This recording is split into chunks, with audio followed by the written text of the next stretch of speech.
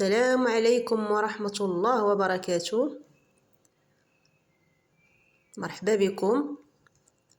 اليوم إن شاء الله غنوجد معكم واحد الوصفة سحرية وخطيرة لتساقط الشعر. كيف كتلاحظوا هاد القياس اللي درت كيخرج ليا جوج ديال القريعات صغيورين، وهاد الوصفة كتكون من 3 ديال المكونين. وصفة خطيرة خطيرة خطيرة لتساقط الشعر، ما غاديش يبقى يطيح لكم الشعر نهائيا الا داومتوها على الاقل واحد 3 شهور ولا شهرين، غادي يمشي لكم التساقط بصفة نهائية.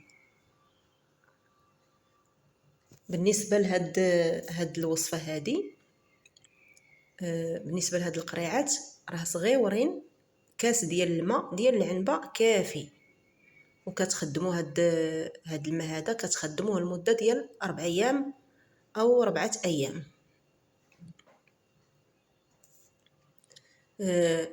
كتاخذوا مثلا نص كديروا في الصباح وكديروا في العشيه، يومين متابعه في واحد القرعه ويومين متابعه في القرعه الاخرى، كداوموه لمده 4 ايام.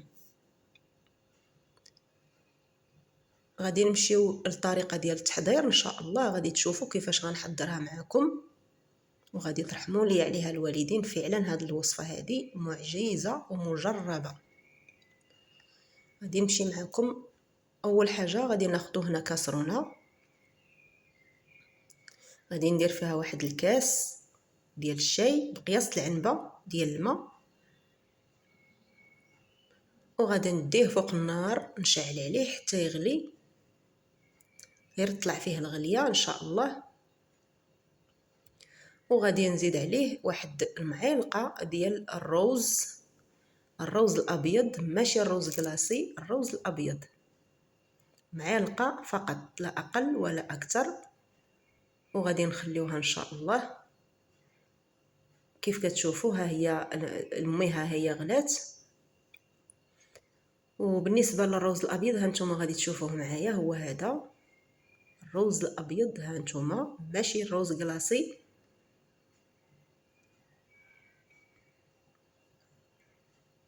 غادي نخليه واحد 3 ديال الدقائق حتى ل4 ديال الدقائق، غير يدخلوا شويه الطياب، ما بغيناش حنا حتى يطيب لنا بزاف.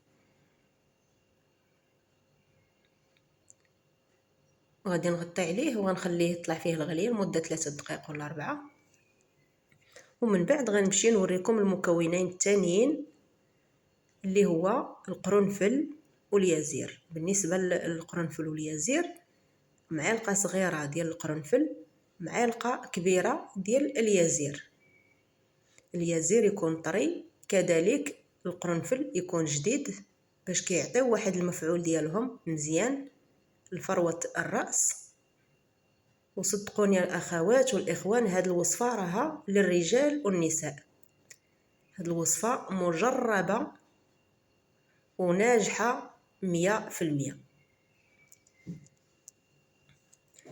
بعد ما غلى لينا الروز المده ديال 3 دقائق ولا 4 ديال الدقائق، وانا كنبغي نهضر هكا عفويه، كنبغي نهضر بلا تناسق بلا حتى شي، كنهضر كندرج. وكنتمنى الناس اللي ماشي من البلاد ديالنا يفهموا الهضره ديالي، لان انا كيعجبني انا نهضر هكا ندرج، ما كنبغيش ندير تناسق ولا نبدل الهضره ديالي ولا كيقول لك المثل الله يخلينا في صباغتنا. كيف كتشوفوا معايا الاخوات والاخوان، هنا راه درت المعلقه ديال اليازير ودرت معلقه صغيره ديال القرنفل. ما غاديش نخليهم يغلاو، دابا مباشره غادي نطفي عليهم. وهانتوما كتلاحظوا معايا ها هي طفيت عليهم النار، وهذا البخار اللي طالع هو راه مفيد، وهو الريحه ديال القرنفل والريحه ديال اليازير ما خاصهاش تخرج. كنغلقوا عليها هكا بالغلاقه وكنحطوها على اتساع وكنخليوها حتى كتبرد نهائيا. ومن حدها كتبرد وداك الروز راه كيطيب وكيتنفخ وكيطلق داك النشا ديالو. بالنسبه لهاد القريعات راه غسلتهم بالماء سخون قريعات عادي البلاستيك، الا كان عندكم ديال الزاج ديروهم، غسلتهم بالماء سخون وقلبتهم هنايا حتى نشفوا.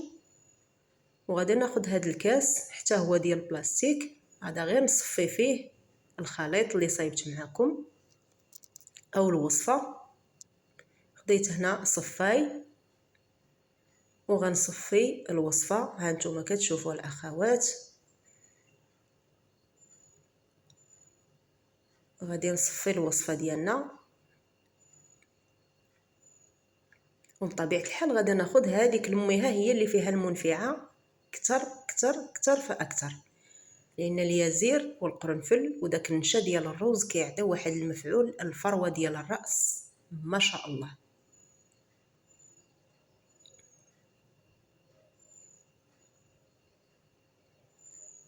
صافي، وغادي نعمرها في القريعات كيف قلت لكم. غادي نصفيها ونعمرها في القريعات، وغادي ديروهم في الثلاجه ولا حطوهم في شي بلاصه اللي هي بارده.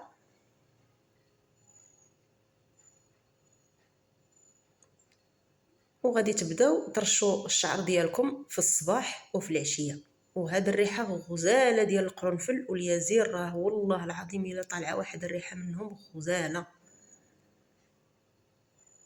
صافي، هنايا قلت لكم غادي تبقاو ترشوا الشعر ديالكم في الصباح وفي العشيه المده ديال 3 شهور. ديروها واحد هكا 4 ايام، راه غادي ديروها في السيمانه، كل 4 ايام في السيمانه ديروها، كل 4 ايام في السيمانه المده ديال 3 شهور ولا شهرين ولا شهرين ونص. ولكن حذاري من الصباغه والسيشوار والحنه، هاد 3 ديال الحوايج راه كيخرجوا على الشعر. هاد 3 ديال الحوايج كيخرجوا على الشعر. الا كان كيطيح لكم شعركم، هذه هي الوصفه اللي غادي ديروا، ولكن من بعدها ما تعاودوش ديروا لا صباغه ولا حنه ولا سيشوار. حتى لا درتو السيشوار ما ديروش الحنه وما ديروش الصباغه.